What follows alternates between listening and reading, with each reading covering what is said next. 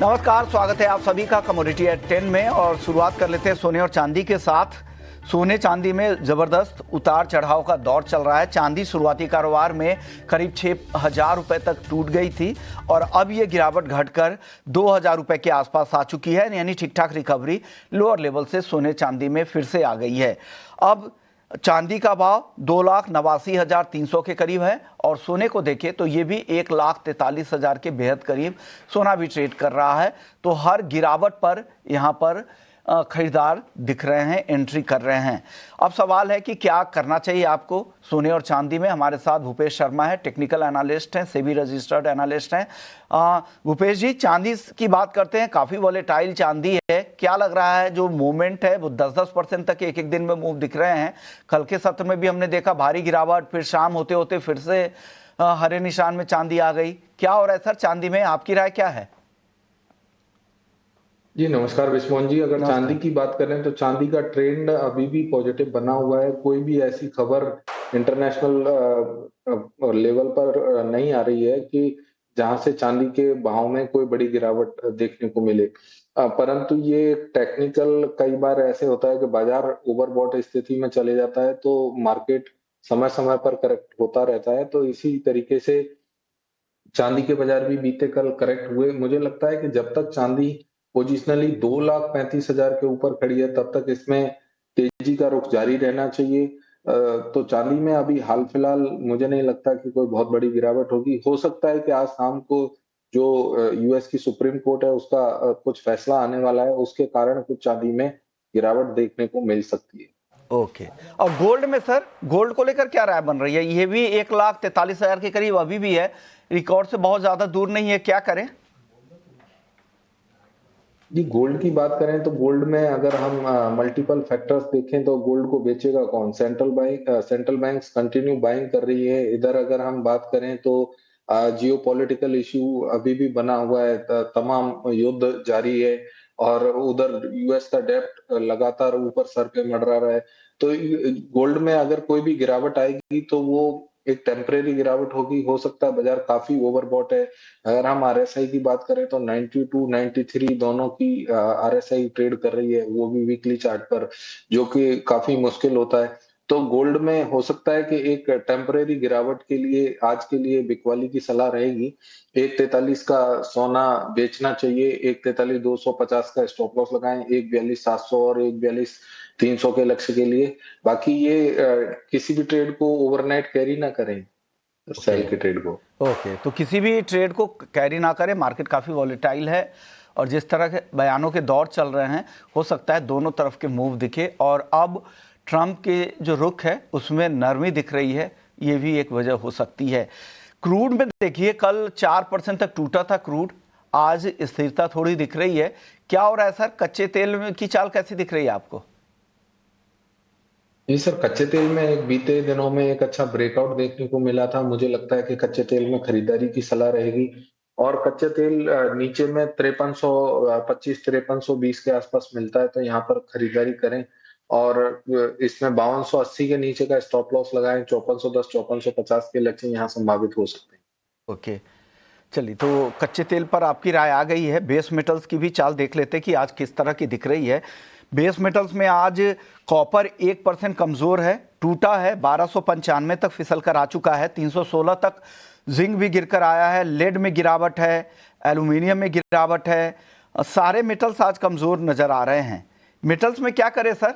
क्या trend reversal के संकेत तो नहीं है या डिप में खरीदारी करें? जी सर, मेटल्स में रिवर्सल के संकेत नहीं है। अगर हम देखें पोजिशनली तो सभी बाजारों का ट्रेंड अभी भी पॉजिटिव बना हुआ है, परंतु समय समय पर यहाँ पर बड़ी गिरावट और जिसको करेक्टिव वेव कहें वो देखने को मिलती है। तो मुझे लगता है कि आज के सत्र में बेस मेटल्स में थोड़ी मुनाफा वसूली देखने को और भी मिल सकती है। तो कॉपर का बाजार में मेरी बिकवाली की सलाह रहेगी। आज 1300 के आसपास कॉपर में बिकवाली करें। 1307 का स्टॉप लॉस लगाकर 1290 1285 का लक्ष्य यहाँ संभावित हो सकता है।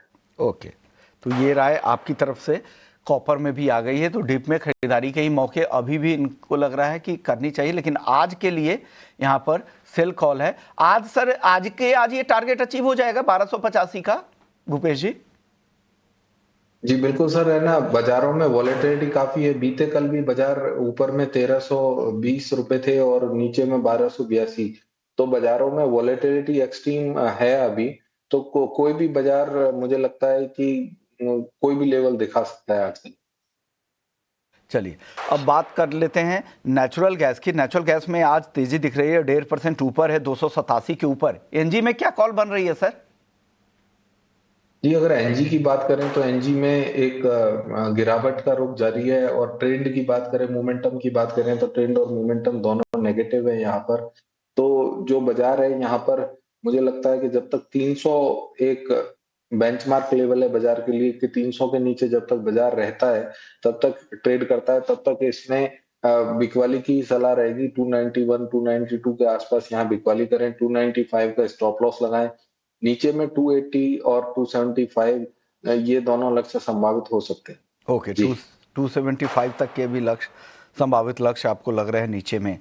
एग्री मार्केट की तरफ चलते हैं, जहां पर ग्वार सीड और ग्वारगम दोनों आज तेज नजर आ रहे हैं। 1.5% ग्वारगम ऊपर है, ग्वार सीड में भी 1% की तेजी है। 5600 के आसपास ग्वार सीड का वायदा, ग्वारगम का वायदा 10,350 के करीब है। सर, क्या हो रहा है? ग्राउंड को लेकर क्या रिपोर्ट है? इस पर टेक्नो फंडा व्यू दीजिए सर। जी देखिए, अगर ग्राउंड की बात करें तो ग्राउंड लेवल पर जो ग्वार सीड की जो आवकें आनी चाहिए जिस हिसाब से इस समय में, वो उस तरीके की आवकें देखने को नहीं मिल रही है ग्वार सीड में। इस वजह से ग्वार सीड में जो फिजिकल है वो शॉर्टेज है। और अगर टेक्निकल्स की बात करें तो टेक्निकल्स में बाजार में लगातार एक बिकवाली देखने को मिली है। पिछले 5-6 सत्र में बाजार ऊपर से अच्छा खासा करेक्ट भी हो चुका है। तो मुझे लगता है कि टेक्निकली अगर देखा जाए तो 10,590 से लेकर नीचे में 10,200 का जो लेवल है वो फरवरी वायदा के लिए एप्लीकेबल रहेगा। वहीं ग्वार सीड के लिए बात करें तो नीचे में 5,450 और ऊपर में 5,750, ये रेंज बरकरार रहनी चाहिए। जीरा सुस्त है, 23,800 के करीब है, लेकिन धीरे धीरे खरीदारी तो बढ़ी है ही जीरे में। और पोटेंशियल है क्या जीरे के ऊपर जाने के? जी, जीरे का बाजार अगर देखा जाए तो एक मेक और ब्रेक लेवल के आसपास खड़ा है। जो जो लेवल कहेंगे कि 24,000 का लेवल है मार्च वायदा का। और ये 24,000 का लेवल अगर पेनिट्रेट होता है तो हो सकता है यहाँ पर अच्छी तेजी देखने को मिले। परंतु जब तक ये लेवल क्रॉस नहीं होता तब तक नीचे में बाजार एक दायरा 23,200 से 24,000 के मध्य ट्रेड होने की संभावना रहेगी। और ग्राउंड लेवल की बात करें तो यहाँ पर अच्छी बुआई जीरे में जो जितना लक्ष्य दिया गया था उतना लक्ष्य पूरा हुआ है बुआई का। और अभी तक देखा जाए तो यील्ड भी, और जो मतलब जो पौधा है वो भी अच्छा खड़ा है अभी। के हल्दी में आज मुनाफा वसूली थोड़ी दिख रही है, वो ज़्यादा नहीं है, 17,250 के आसपास है। सर, हल्दी के अराइवल्स के सीजन अब आने वाले हैं, क्या लग रहा है हल्दी में मुनाफा वसूल करके घर लेने जाना चाहिए या अभी और तेजी बची हुई है? आपकी राय क्या है सर? पोजिशनल राय दीजिएगा हल्दी में। जी, हल्दी में पोजिशनल राय ये रहेगी कि हल्दी में ऊपर में विशेषकर 17,500 18,000 की हल्दी फ्रेश खरीदारी से दूरी बनानी चाहिए। पोजिशनली अगर हल्दी को किसी को लेना है तो 15,500 15,000 के आसपास खरीदारी की सलाह रहेगी। यहाँ पर जरूर से मुनाफा वसूली करनी चाहिए। जिन लोगों के पास हाजिर में हल्दी है उन लोगों को अपनी पोजीशन हेज करके चलना चाहिए 17,500 800 में।